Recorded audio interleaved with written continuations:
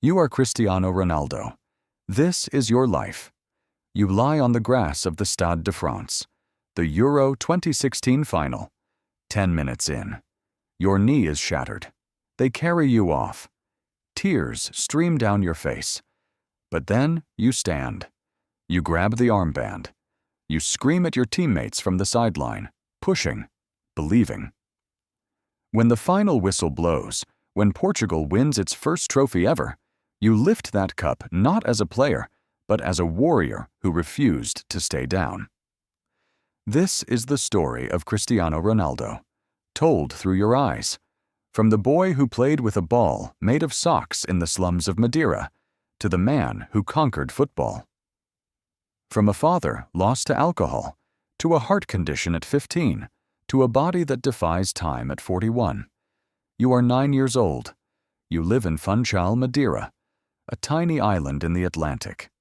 Your house is small. Your father, Diniz, works as a kitman. He drinks. A lot. Your mother, Dolores, cooks for other families. There are nights with no food on the table. You do not care. You have a ball. Sometimes it is real. Sometimes it is socks rolled into a sphere. You play in the streets. Barefoot. On concrete. You play until the sun disappears into the ocean. The neighbors laugh. That skinny kid will never be anything. You do not hear them. You only hear the bounce of the ball. Your mother tells you years later that when she was pregnant, the family was so poor she considered not having you. You will play not just for yourself. You will play for the boy who almost never existed. You are 15. You have signed with Sporting Lisbon. You leave Madeira for the first time. You're alone. The other boys mock your accent. They laugh at your clothes. Then the doctors find something. A racing heart. Tachycardia. They say you might never play again. Your mother takes the train to Lisbon. She holds your hand in the hospital. The operation is a success. But when you wake up, you decide you will never waste a single heartbeat. You train earlier than everyone. You stay later. You do push-ups in your room at night. The coaches think you are obsessed. They are right. You're running from poverty. You're running because you know how easily it can all be taken away. You're 18. Sir Alex Ferguson flies to Lisbon. He watches you play for 45 minutes. Then he signs you for Manchester United. He tells you, I am not just signing a player, I am signing a legacy. At United, they call you a showman, stepovers, earrings, a silver Ferrari. But Ferguson sees something else. He sees a boy terrified of being ordinary. He makes you lift weights. He tells you, talent is not enough. You need hunger. 2008. You score in the Champions League final. You win your first Ballon d'Or. The world calls you the best. But you look in the mirror and think, this is not the summit. This is the base camp. You are 24. You move to Real Madrid. For a world record fee. The Bernabeu whistles at you. The press says you are a flop. They compare you to another genius at Barcelona. So you work harder. You sleep in a hyperbaric chamber. 6 meals a day. No sugar. No alcohol. No exceptions. 2014. Lisbon. The Champions League final. Against Atletico Madrid. You are losing 1-0 until the 93rd minute. Extra time. You demand to come on despite injury. You score the 4th goal. You fall to your knees. Real Madrid wins La Decima. 12 years the club waited. You ended it. 2016. Milan. The final. Penalties against Atletico. You step up 5th. If you miss, they win. You strike. The net explodes. You rip your shirt off. Real Madrid wins. 2017. Cardiff. The final against Juventus. A bicycle kick so perfect that even Juventus fans applaud you. Back to back. No team has done this in the modern era. 2018. Kiev. The final against Liverpool. 4 Champions League titles in 5 years. You leave Real Madrid as their all-time top scorer. 450 goals in white. September 2005. You are 20. Your father dies. Cirrhosis. The alcohol wins. You stand by his coffin. You do not cry. Not then. You cry later, alone, in a hotel room. He never saw you become the best.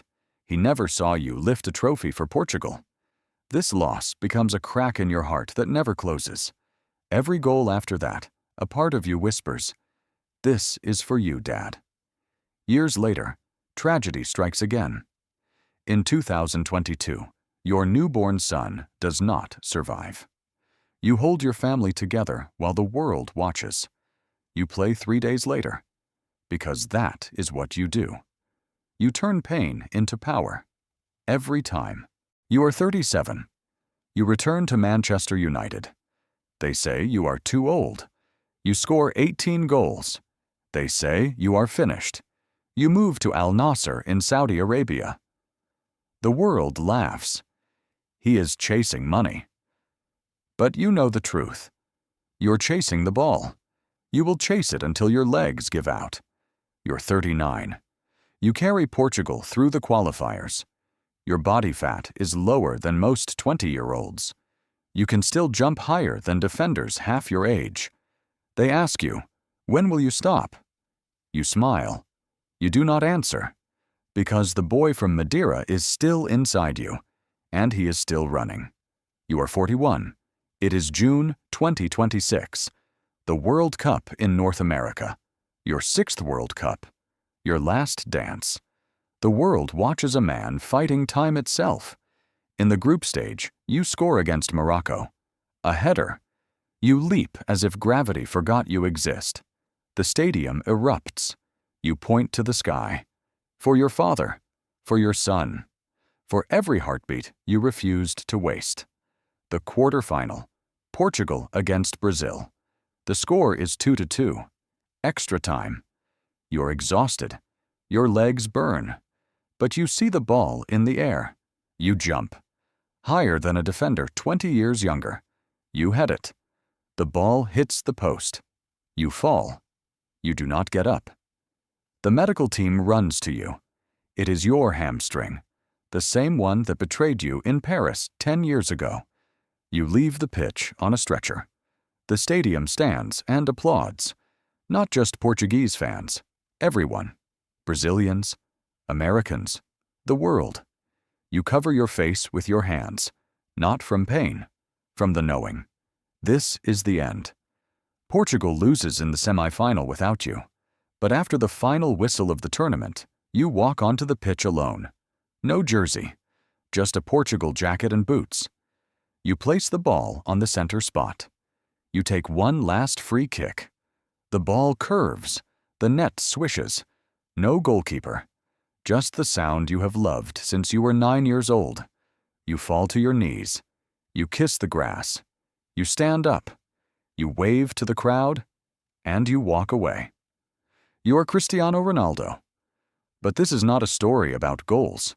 This is a story about a boy who was told he was too small, too poor, too island, too old, and who proved them all wrong. This is a story about discipline, about choosing the gym when others choose the party, about choosing to believe in yourself when no one else does. Greatness is not a gift. It is a choice you make every morning at 5 a.m. To be better than yesterday, to outwork them all, to turn every wound into a weapon. This is your life, and you are not done yet.